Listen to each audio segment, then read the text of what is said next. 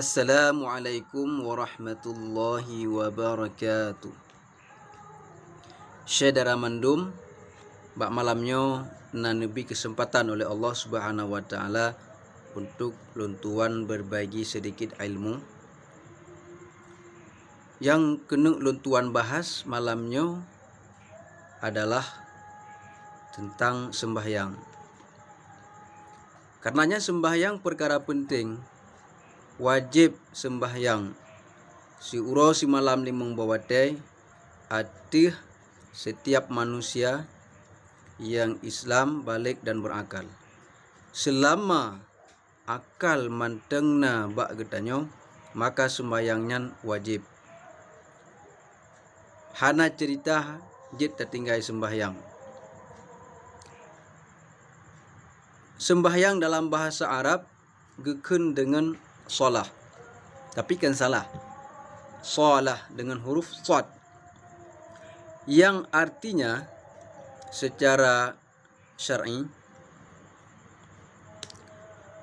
beberapa perkataan atau rangkaian perkataan dan rangkaian perbuatan yang dimulai dengan takbiratul ihram dan diakhiri dengan salam beserta ketentuan-ketentuannya.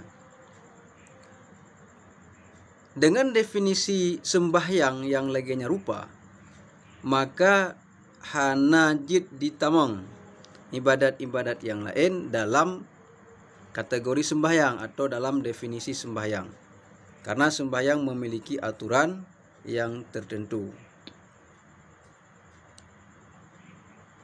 Sembahyang dapat tersimpulkan legetanya adalah kumpulan daripada rukun-rukun sembahyang. Mesapat rukun-rukun sembahyang ban mandum secara sempurna lengkap, maka nyan jidlah sembahyang. Adapun tentang jumlah rukun sembahyang,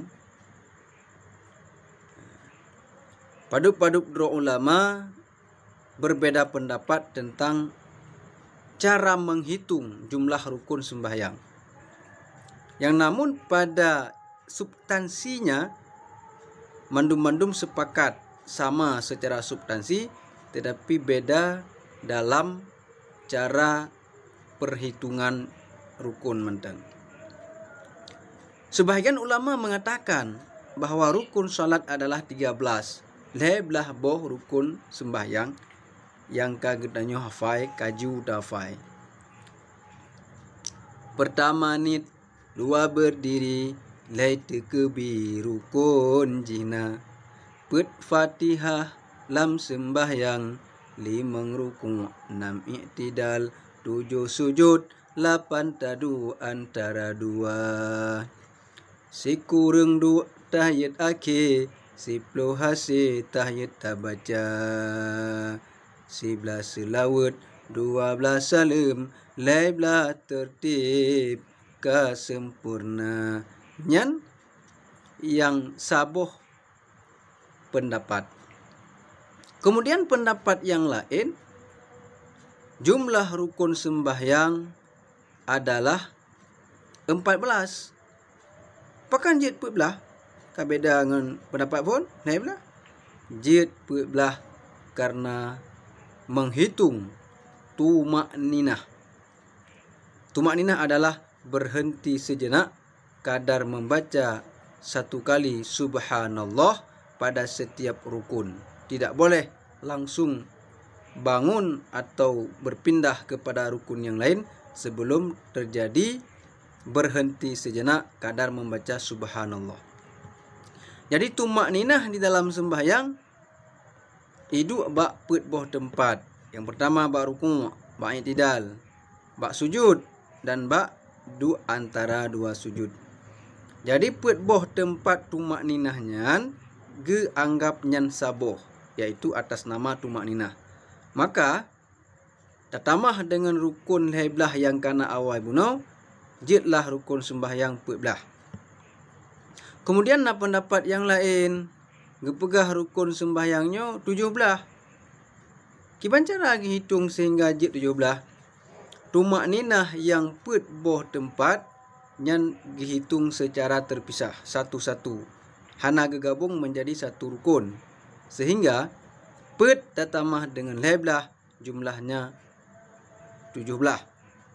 Kemudian na pendapat sabote rukun sembahyang 18.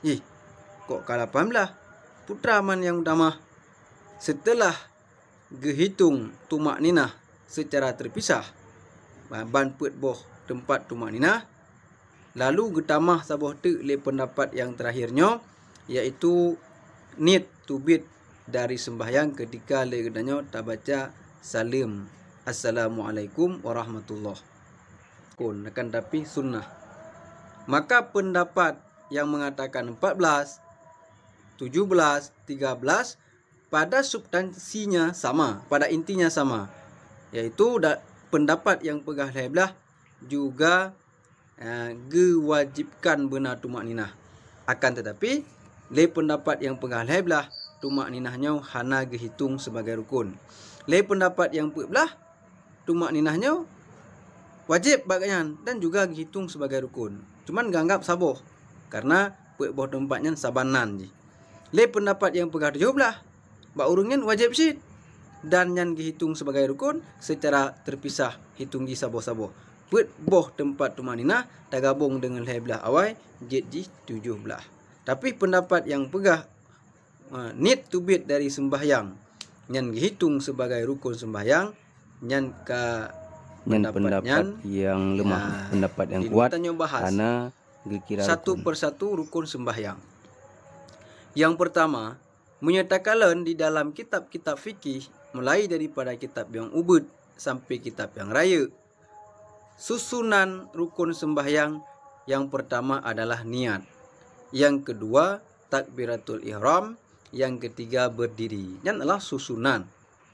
Namun pada kenyataannya pekeh lagi tanya lagi nya ndak pubut pekeh fontanit sembahyang ile, kemudian baru tak baca takbir, oleh nyan baru tadang. Ya nyan coba tapunyum lagi tanya mahwate ta analisa dengan pikiran tanya nyan kon menan. Menyelagayan ndak pubut katente nyan tanya hanasah sembahyang. Akan tetapi kibancit dalam hal getanya praktek, maka yang pertama ile tadeng, karena dengnya adalah syarat bagi orang yang sanggup deng. Bagi orang yang hana sanggup deng, maka bagi orangnya dibolehkan dua. Namun dua yang lebih good adalah dua iftirash, yaitu dua lagi dua tasyahud awal. Bagi orang yang han sanggup dua, maka geyu sembahyang siraih tapi berbaring di atas lambung kanan. Bagi orang yang han sanggup sembahyang siraih berbaring di atas lambung kanan, maka geyu linting tapi geyu pemanyang ulai. Ya. Tekadi hai le gerak-gerak jarau, maka geyu isyarah menteng dengan mata. Klep-klep mata menteng, klep mata. Batinya rukuk, nyo itidal, nyo sujud. Ya, menancip untuk bacaan, menyekah ikhli baca. Maka deng segelom tanyo tak baca takbir dan segelom niat nyan adalah wajib dengnya bagi orang yang sanggup deng. Tetapi deng nyan hana dihitung lom sebagai rukun. Nyan deng nyan sebagai syarat untuk sah baca takbir dan sah niat bagi orang yang sanggup deng. Kemudian niat pun hanjit dilakukan sebelum tak baca takbir. Maka menyatakan di dalam kitab, salah satunya adalah dalam kitab Hasyiah Bajuri yang kitab sederhana. Jadi takbiratul ihramnya adalah Fatihatus Shalah, pembuka salat. Jadi yang kena pegah takbiratul ihramnya adalah rukun yang pertama ketika getanya tak laksanakan sembahyang. Tak baca takbir. Ya, seiring dengan tak baca takbir dan niat di dalam hati getanya tentang sembahyang yang getanya lakukan dengan sengaja, dengan kesadaran.